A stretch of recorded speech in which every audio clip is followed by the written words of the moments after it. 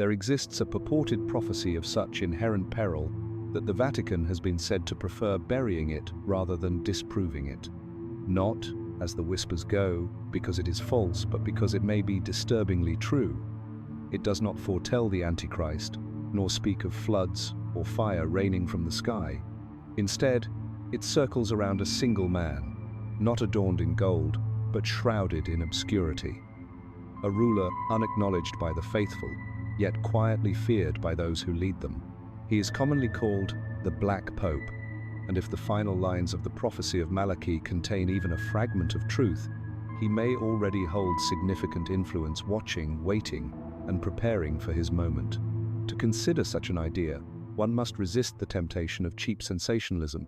The focus here is not on horror, but on patterns, subtle, recurring threads that only appear when one examines both what the Church proclaims openly and what it prefers to keep silent.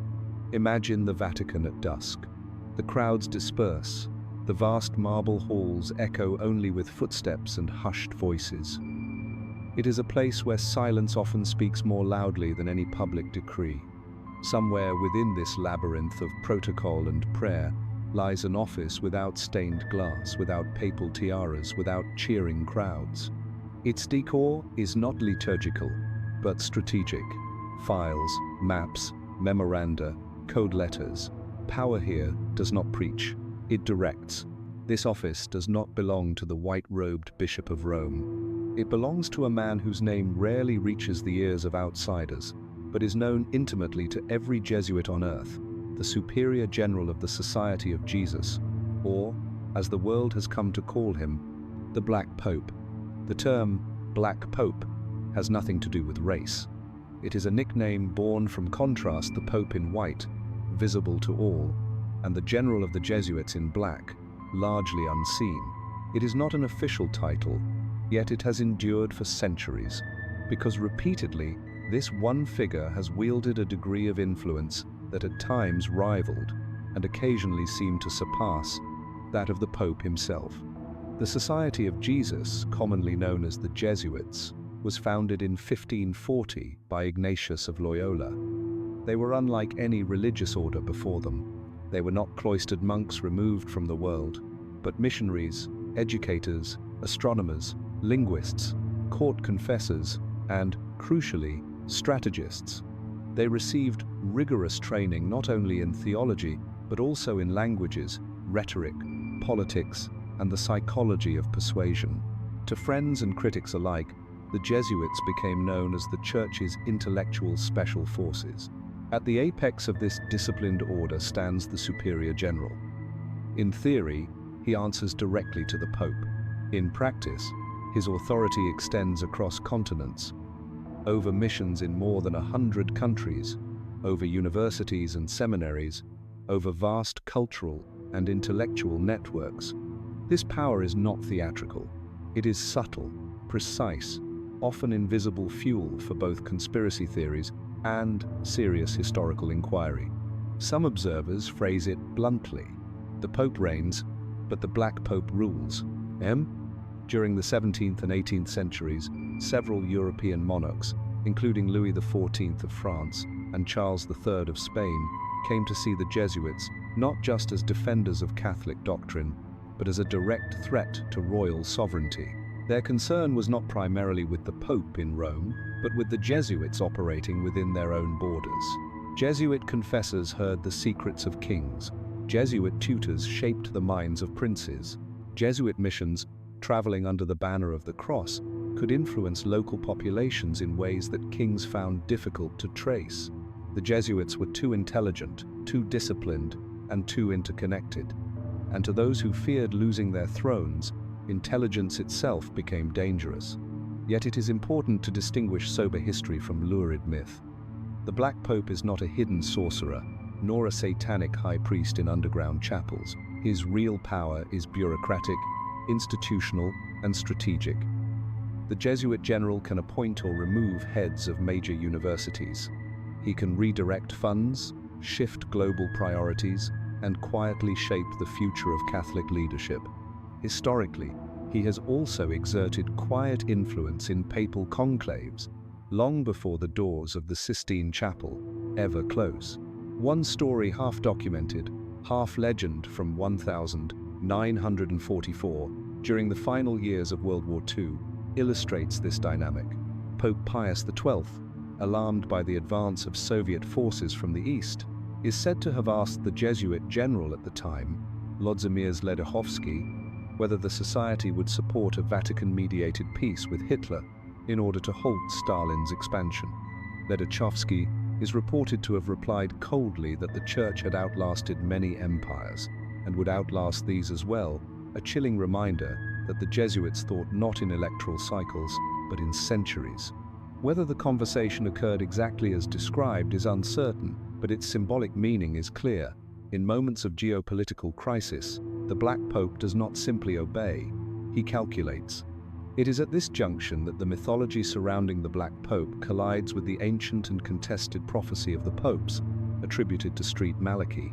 According to tradition, in the 12th century, Malachy of Armagh traveled to Rome. There, he reportedly collapsed at an altar and spoke a sequence of short, cryptic Latin phrases, each one said to describe a future pope. These came to be known as the prophecy of the popes. Each line supposedly corresponds to a pontiff, from Celestine II in the 12th century up to a final, ominous figure. That final line breaks sharply from the rest. It is no longer an emblem or riddle, but a direct and apocalyptic declaration. In the final persecution of the Holy Roman Church, Peter the Roman will feed his flock among many tribulations, after which the seven-hilled city will be destroyed, and the dreadful judge will judge the people. The end. No successor is mentioned. There is no hint of another pope. The list simply stops. Many historians are convinced that the early part of the prophecy was written after the fact, crafted to align uncannily well with known popes and their heraldry. However, from the 16th century onward, the phrases become vaguer and more open to interpretation. This is precisely where the controversy begins. Near the end of the list, one motto, Gloria Olivae, glory of the olive, was long believed to point to a pope connected with peace, or perhaps with the Benedictine order, whose symbol sometimes includes an olive branch. When Joseph Ratzinger chose the name Benedict XVI, many prophecy watchers were thrilled, convinced that the penultimate pope had arrived. Then came someone no one expected, Jorge Mario Bergoglio, Pope Francis, the first Jesuit pope in history. His name is not Peter, but he chose to honor St. Francis of Assisi, born Giovanni di Pietro. Pietro in Latin is Petrus, Peter. His father was an Italian emigrant from near Rome, making Francis, in a sense, a Roman by blood.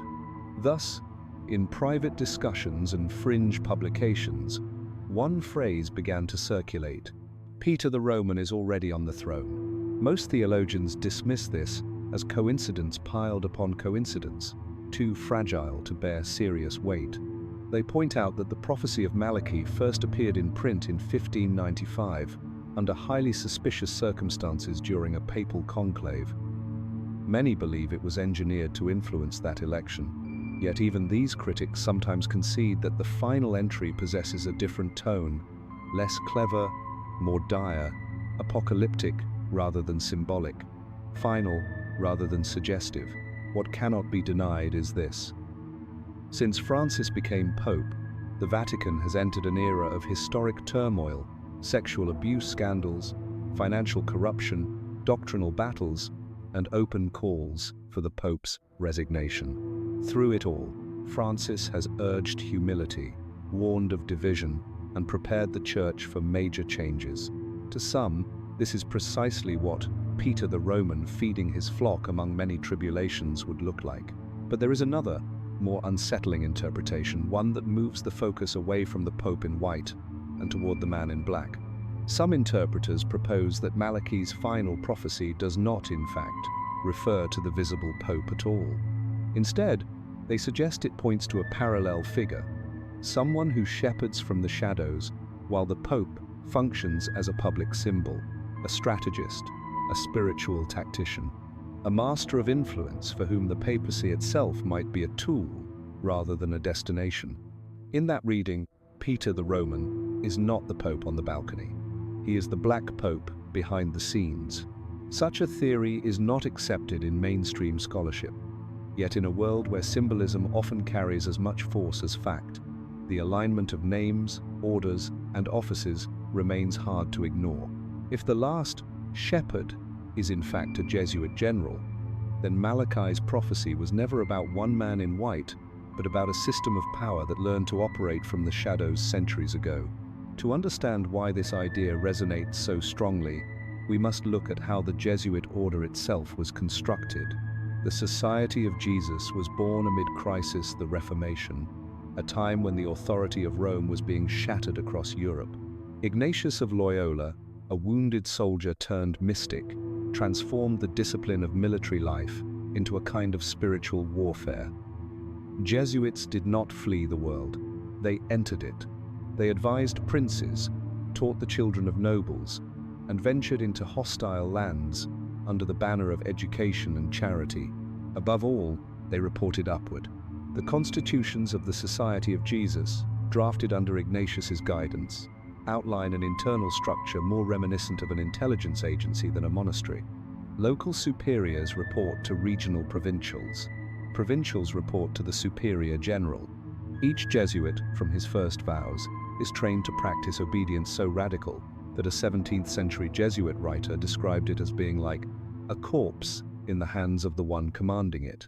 And alongside the three traditional religious vows, poverty, chastity, obedience, many Jesuits profess a fourth vow, special obedience to the Pope regarding mission. In theory, this ties them directly to papal authority. In practice, it sometimes created a paradox. They vowed obedience to the Pope, yet internally, they obeyed only the general. More than once, popes found themselves having to work through the Jesuit general to reach Jesuit institutions, rather than over him. This uneasy balance led to alternating waves of favor and suspicion. Some popes praised the Jesuits as the Church's intellectual vanguard. Others feared they had become too powerful. In the 18th century, fear won. By the mid-1700s, the Jesuits had built a vast network, more than 700 colleges and universities worldwide, missions in Asia and the Americas, and influence at almost every Catholic court in Europe. They educated diplomats, generals, financiers, instilling not just knowledge, but a distinct Jesuit worldview. Monarchs began to see them as a state within a state. When the Portuguese minister, the Marquis of Pombal, survived an assassination attempt, blame without hard evidence fell on the society. Jesuits were rounded up, deported, and stripped of their assets. Spain soon followed. So did France, Naples, Parma. Pope Clement XIII tried to defend them, but his sudden death opened the door to Clement XIV, who in 1773 signed the brief Dominus Ac Redemptor, suppressing the Society of Jesus worldwide. There was no trial, no open debate, only an act of obliteration from the top down. At the center of this storm sat Lorenzo Ricci, the superior general, the last black pope before the Jesuits were erased. He refused to resign. Instead, he was imprisoned in Rome's Castel Sant'Angelo, the old fortress overlooking the Tiber that had once guarded emperors and now guarded secrets.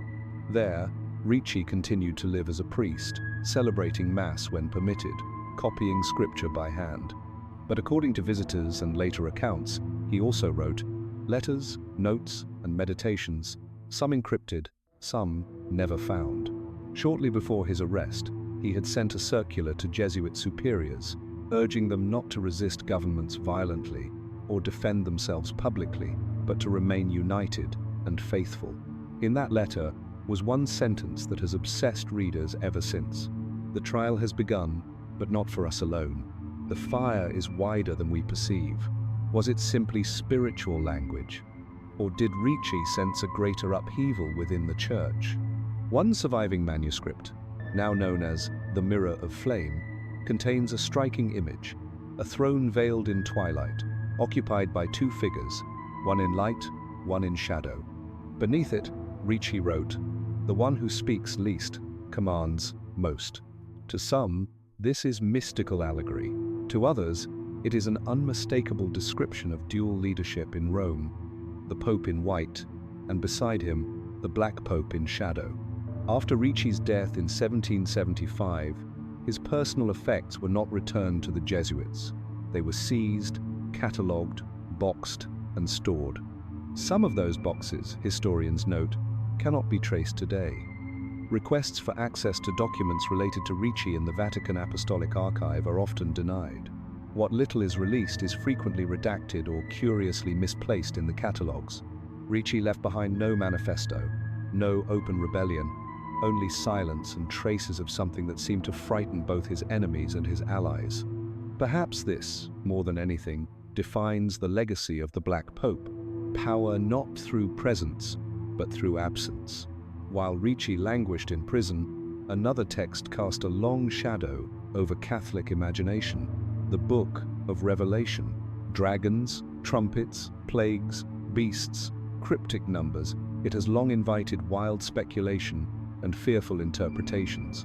For Protestants in the Reformation, Revelation became a weapon used to label the Pope himself as the Antichrist. In response, the Jesuits did something they have always done. They studied meticulously. Luis de Alcazar and Francisco Ribera, Jesuit scholars, helped pioneer two major interpretive approaches: preterism, which treated much of Revelation as referring to the early Church and ancient Rome, and futurism, which pushed its events into a distant, undefined future. These frameworks, now part of mainstream biblical scholarship, originally served as intellectual counterweapons designed to deflect the charge that the Pope was the beast of the apocalypse.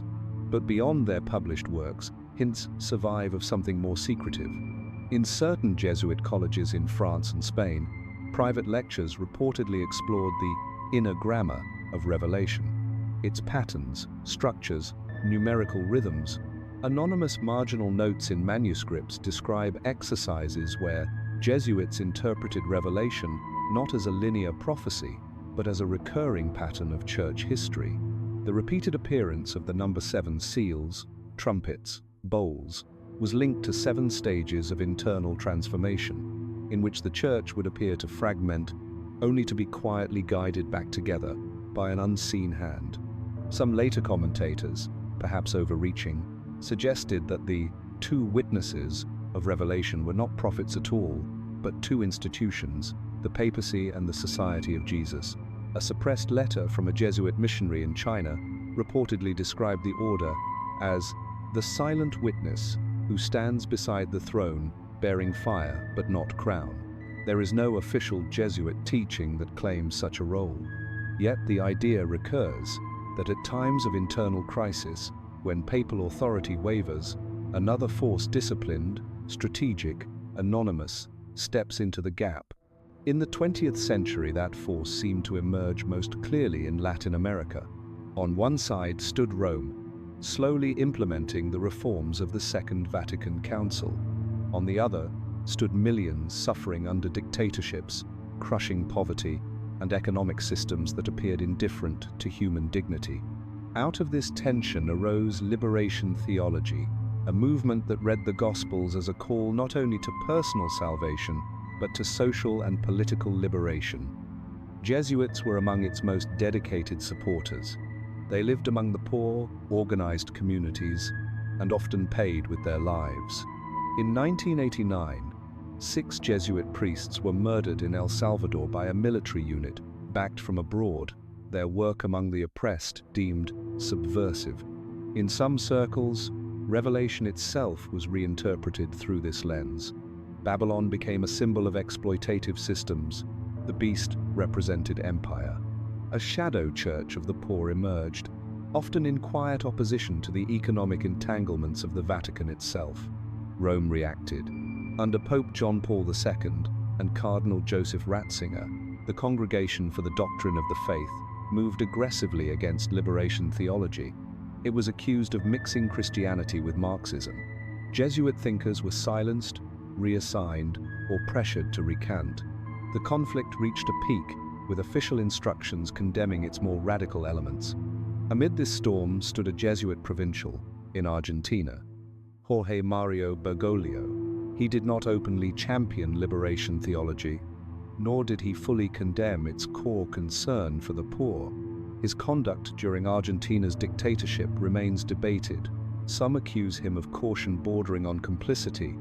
Others defend him as a man walking a deadly tightrope in order to save lives. Whatever the truth, one fact is clear. He emerged from that era acutely aware of both the dangers of ideology and the suffering of the forgotten. Years later, as Pope Francis, he revived many of the movement's themes without its labels. He visited slums, denounced an economy that kills, and elevated voices from the global south. To some, it seemed less like a break with Rome's past, and more like the Jesuit spirit of liberation theology re-entering the Vatican, not from the margins, but from the top. Around this time, an anonymous saying began to circulate in certain Catholic underground networks. The Black Pope walks where Rome cannot. Whether the phrase is authentic or apocryphal hardly matters. Its meaning resonates. When official Rome hesitated, the Jesuits acted. When prophets were silenced, the Jesuits preserved their ideas. When the poor were ignored, the Jesuits stayed. On the 13th of March 2013, white smoke rose above St. Peter's Square. The words Habemus Papam were proclaimed. The name that followed was unfamiliar, Franciscan. Not a dynastic papal name like Pius or Leo or Benedict, but simply Francis, humble, disarming, almost jarring in its simplicity. Then came the second realization. The new pope was a Jesuit.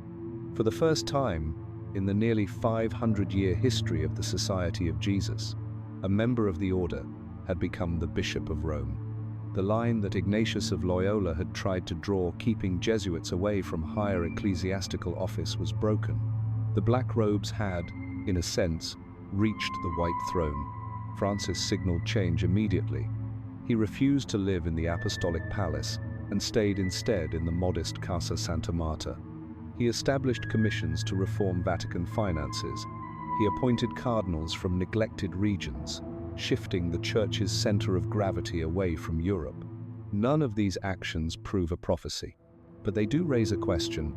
Was Francis elected simply because the Church needed a reformer, or because a much older current part, mystical, part institutional, had always been flowing toward this moment? In the inner life of the Society of Jesus, there is a final stage of formation called tertianship, a kind of second novitiate, a deep spiritual retreat intended to strip away ego and clarify mission. In hushed tones, some Jesuits speak of an unofficial teaching whispered during these times, that one day a Jesuit might be called not just to serve the Pope, but to be the Pope. If that day came, he must remain above all a son of Ignatius. There is no documented rule stating this, but the tension it implies is obvious. If a Jesuit becomes Pope, does he dissolve his order to avoid divided loyalty? Or does he remain a Jesuit, effectively holding both keys of power at once? Francis chose the second path. His papacy bears unmistakable Jesuit marks: emphasis on discernment, resistance to rigid formulas, preference for processes over immediate answers, a church that goes forth into the world, rather than fortifying itself behind walls. He speaks often of the devil, of spiritual battle, of dangers not just outside the church, but within.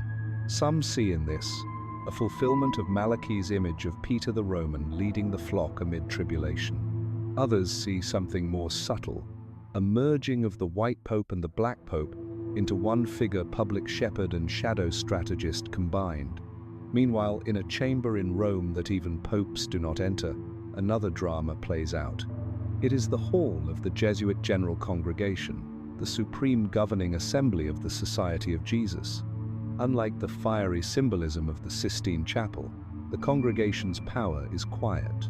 Delegates from around the world, bound by vows and decades of spiritual training, gather not to elect a monarch, but a commander, the next superior general, the next Black Pope. During the 1983 congregation that elected Peter Hans Kolvenbach, delegates observed a week-long practice called murmuratio. Each man had the right to speak privately with any other about potential candidates, but could not campaign or form public factions. It may be the only election process in the modern world explicitly designed to reduce manipulation. Yet even here, human nature finds a way. Anecdotes from earlier congregations speak of small groups, quietly aligning through shared prayer, trying to steer the outcome without ever openly breaking the rules. Obedience and interiority make dissent almost invisible. One early 20th century Jesuit critic called it a democracy of silent men led by a silent king. Now, with a Jesuit on the papal throne and a Jesuit in the general's chair, a new question arises, one whispered in Roman corridors. If both leaders are Jesuits, who ultimately leads whom? Beyond these inner councils, the Vatican itself has evolved into a complex battlefield. Officially, it is a center of peace, pilgrimage, and prayer. Behind closed doors, it functions as something closer to a geopolitical headquarters, a place where theology, diplomacy, finance, and raw power are constantly entangled. Observers speak of war rooms inside the Curia. Here, decisions are made not by saints in stained glass, but by strategists at wooden tables. Jesuit-trained advisors help draft papal documents, negotiate with regimes the Church cannot acknowledge publicly, and design reforms that challenge entrenched interests. In 2015, Pope Francis created the Secretariat for the Economy to overhaul Vatican finances, placing it under the guidance of experts, some Jesuit-trained, many educated in Jesuit institutions.